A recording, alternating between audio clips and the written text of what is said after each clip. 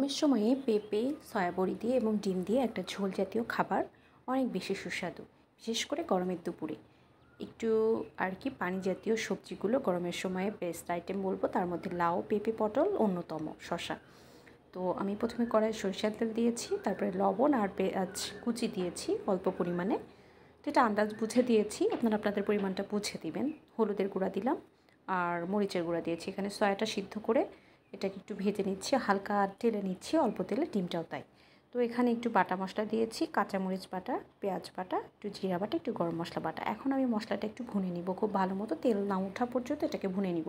অল্প একটু পানি দিলাম এই কারণে যাতে মশলাটা তলায় না লেগে যায়। তো একটু লালচে টাইপের যে হয়ে গেল, তারপরে আমি ধুয়ে রাখা পেঁপেটা দিয়ে দিচ্ছি। পেঁপে কিন্তু শরীরের জন্য অনেক বেশি স্বাস্থ্যকর একটা আইটেম বলবো।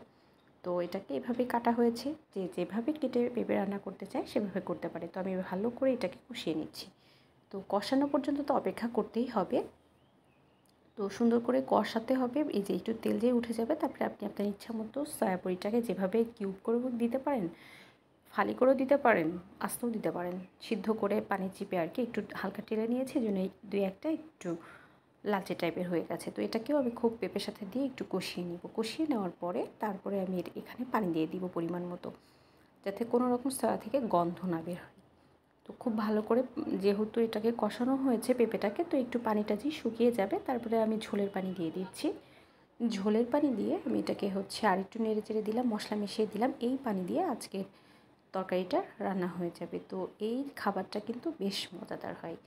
তারপরে আমি ডিমগুলো দিয়ে দিব আর কি, যে এটা দেশি মুরগির ডিম ছিল। তো কেউ চাইলে ব্রয়লারের ডিম, হাঁসের ডিম দিয়েও এটা ট্রাই করতে পারে। তো খাবারটা বেশ ভালো। তো এরকম যে ঝোলটা একটু কমে আসবে, চুলার আঁচটাও বেশ কমায় থাকবে, তারপরে এই যে লুকটা এরকম এসেছে। তো আজকের ভিডিও এ পর্যন্তই, দেখা হবে অন্য কোনো ভিডিওতে। Thanks for watching. আল্লাহ হাফেজ।